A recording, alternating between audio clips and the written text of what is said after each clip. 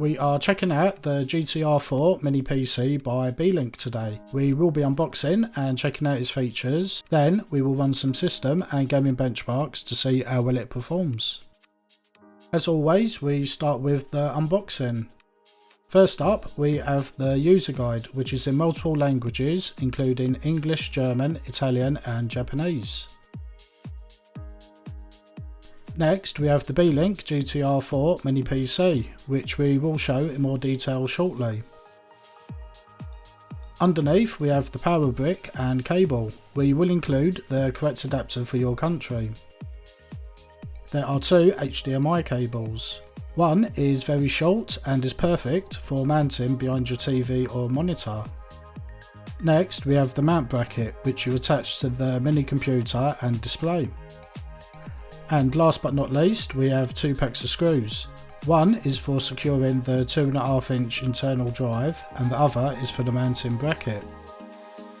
The GTR4 measures 6.6 by 4.7 by 1.5 inches and weighs around 649 grams. On the top, we have a fingerprint scanner for fast and secure logging into Windows. On the front, we have the power and clear CMOS buttons. Beside those are a USB 3 port and a USB Type-C port, along with a 3.5mm headphone jack. On the back are two 2.5GB Ethernet ports for ultra-fast data transfer. There is a HDMI and display port. And last but not least, there are two USB 3 and two USB 2 ports for connecting peripherals to. The Beelink GTR4 features the AMD Ryzen 9 4900H processor with a max frequency of 4.4 GHz and a default TDP of 45 watts. This model comes with 32 gigs of DDR4 RAM and supports up to 64 gigs. There is 500 gigs of M.2 NVMe SSD, which can be upgraded to a maximum of 2 TB. There is also space inside for a 2.5-inch hard drive or SSD. For wireless communication, there is fast Wi-Fi 6 and Bluetooth 5.2. In our tests, we run Cinebench for 10 minutes and measured the maximum fan noise and temperature of the mini PC. The 4900H had max readings of 52 degrees and 59 decibels. We start our system benchmarks with PassMark, which runs a series of tests on the CPU, GPU, RAM and storage. It pushes them to its maximum for peak performance. The GTR4 has a score of 5193. We will be comparing the results with other mini PCs further in the video. Next, we are testing the GTR4 with your more real-life day-to-day tasks. These can range from web browsing, working with large office documents or media consumption, through to more advanced tasks such as image and video editing or processing. The GTR4 scores 5482. Like PassMark, they are good scores, but they are in the lower end of the scale in the higher end mini PCs we have tried this year. 3DMark tests the CPU and GPU together to see how they perform for video processing.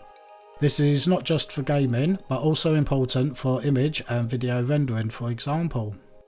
The Beelink GTR4 scores 1385. Again, it's a good score, but not competing with the higher performance mini PCs. Cinebench tests pure CPU performance in either multi or single core rendering tests. We are testing the multi-core performance. On the GTR4, we get a final score of 9687. This is about the right score for a PC of this specification. CrystalDiskMark runs a series of tests to see the best performance of the SSD storage with different reading and writing patterns. The GTR4 scores a best read and write speed of 2496 megs a second and 1839 megs a second respectively. We start our gaming benchmarks with Forza Horizon 5 running at 1280 by 720 on the very low graphics settings. At the end of the benchmark, we get an average of 83 frames per second, which is quite impressive. It's not far off the gaming handheld such as the One X Player Mini. In our Final Fantasy XIV benchmark, we are running at 1280 by 720 on the maximum graphic settings. We got a very respectable score of 5,994. It's enough to be able to play the game with good graphics at a stable frame rate. In our next benchmark, we are testing the highly demanding Shadow of the Tomb Raider, which is running at 1280 by 720 on the lowest graphic settings. At the end of the benchmark, we get an average frames per second of 62. You could play at this setting, but it may be better to lock it to 30 FPS and have a few higher graphic settings. We finished the gaming benchmarks with the equally as demanding Cyberpunk 2077. We are running at 1280 by 720 on the low graphic settings.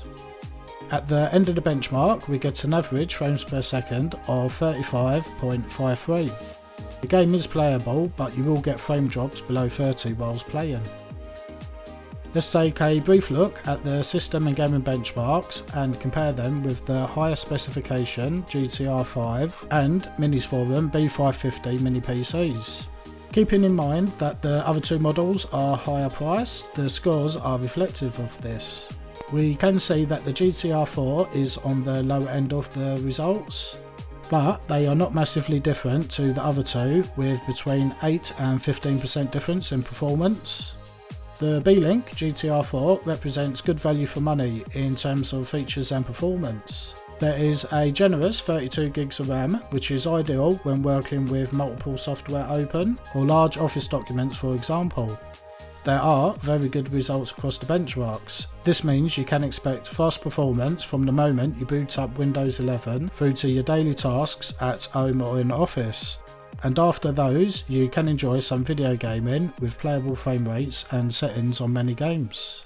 You can learn more about the Beelink GTR4 and buy yours today from our store at DroiX.co.uk or DroiX.net. That wraps up our review of the Beelink GTR4. We hope you have found it useful. Please subscribe if you have not already, so you won't miss out on our latest videos. Thanks for watching, and we hope to see you back in the next one.